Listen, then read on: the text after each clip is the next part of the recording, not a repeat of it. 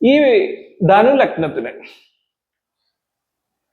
ഇവിടെ ശുക്രൻ വന്നെന്ന് വിചാരിക്കാം. ധനു ലഗ്നത്തിന് ശുക്രൻ വന്നു കഴിഞ്ഞാല് ഇവിടെ ഒരു ബലം അവിടെ സംജാതമാകുന്നുണ്ട്. ഈ ചൊവ്വ ലഗ്നത്തിൽ നിന്നിട്ട് ഈ ശുക്രനെ നോക്കിയാലോ. അപ്പോ ധനു ലഗ്നത്തിന് ശുക്രൻ 7 എന്ന് പറഞ്ഞാല് ചിലപ്പോ ആയിരിക്കും ശുക്രൻ 7 നിൽക്കുമ്പോ ഭാര്യയെ കൊടുക്കണ്ടേ എന്ന് ചിന്തിക്കും. അപ്പോ വേറൊരു പ്രമാണമുണ്ട്, കാരകോ ഭാവനാസ്തി അല്ലെങ്കിൽ കാരകോ ഭാവ വിനാശകൃത്ത്. 7ാം ഭാവ കാരകനായ ശുക്രൻ 7 എന്ന പ്രശ്നം വരുത്തുന്നു. പക്ഷെ ഇവിടെ ആ പോയിന്റ് അതല്ല, 6ാം ഭാവജീവൻ 7 നിൽക്കുന്നു എന്നുള്ള പ്രശ്നം ഇവിടെ എടുക്കണം. ഇത് പലരും ഇഗ്നോർ ചെയ്യുന്ന ഞാൻ കണ്ടിട്ടുണ്ട് ജാതകം നോക്കുമ്പോൾ. ഇവിടെ ലഗ്നത്തിൽ ചൊവ്വ നിൽക്കുന്നു. ചൊവ്വ എത്രാം ഭാവാധിപനാണെന്ന് നോക്കി. 12ാം ഭാവാധിപത്യം ഉണ്ട്, 5ാം ഭാവാധിപത്യം ഉണ്ട്. 5ാം ഭാവാധിപത്യത്തെ മറക്കുന്ന ഗ്രഹസ്ഥിതികൾ വന്നുകൊണ്ട് 12ാം ഭാവാധിപത്യത്തെ കൊടുക്കുന്ന ഗ്രഹസ്ഥിതിയാണെങ്കിൽ ഉറപ്പായിട്ടും ഇത് സംഭവിക്കാൻ സാധ്യത കൂടും. ഈ ചൊവ്വയുടെ ക്രൂര ദൃഷ്ടി ഈ ശുക്രന്റെ മേൽ പതിക്കുമ്പോൾ ഭാര്യയ്ക്ക് പിരിവിനെ ഉണ്ടാക്കും. ഭാര്യയ്ക്ക് പിരിവിനെ ഉണ്ടാക്കും എന്ന് പറഞ്ഞാൽ ഇയാൾക്ക് ഭാര്യ ഹാനി ഉണ്ടാക്കും. ധാരഹ എന്ന് പറഞ്ഞേക്കണ ധാരഹന്തി എന്നുള്ളതോ അല്ലെങ്കിൽ ധാരഹാനി എന്നുള്ളതോ എടുക്കണം. ഭാര്യയെ കൊല്ലുമെന്ന് മാത്രം എല്ലായ്പ്പോഴും കൊല്ലണമെന്നില്ല.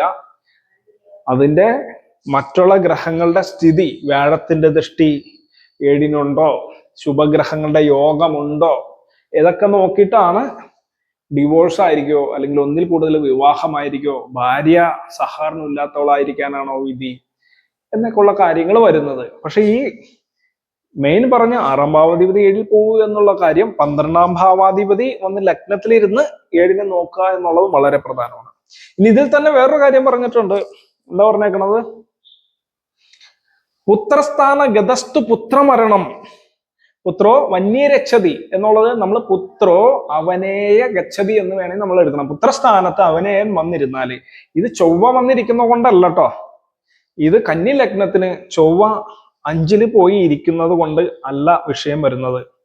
5-ല് ചൊവ്വയ്ക്ക് ഉച്ച പവർഫുൾ ആയ സ്ഥാനോ, എന്നിട്ടും പറയണെന്താ പുത്ര മരണം ഉണ്ടാക്കുന്നതാണ്. ഇവിടെ പ്രശ്നം എന്താന്ന് പറഞ്ഞാൽ 5ാം സ്ഥാനത്ത് അഷ്ടമാധിപതിയായിട്ടുള്ള ചൊവ്വ, അഷ്ടമാധിപൻ ബലവാനായിട്ട് ഏറ്റവും പവർഫുൾ ആയിട്ട് അഷ്ടമാധിപൻ വന്നിവിടെ ഇരിക്കുകയാണ്. പവർഫുൾ ആയിട്ട് ഇരിക്കുന്നു. അഷ്ടമാധിപൻ വന്നിട്ട് 5-ൽ ഇരിക്കുന്നത് കൊണ്ടെന്നുള്ള കാര്യം എടുക്കണം. ഇത് പലരും ചിന്തിച്ചു കഴിയുമ്പോ 5ാം സ്ഥാനം എന്ന് പറഞ്ഞത് ഈ ചൊവ്വയ്ക്ക് പവർഫുൾ ആയ സ്ഥാനമാണല്ലോ.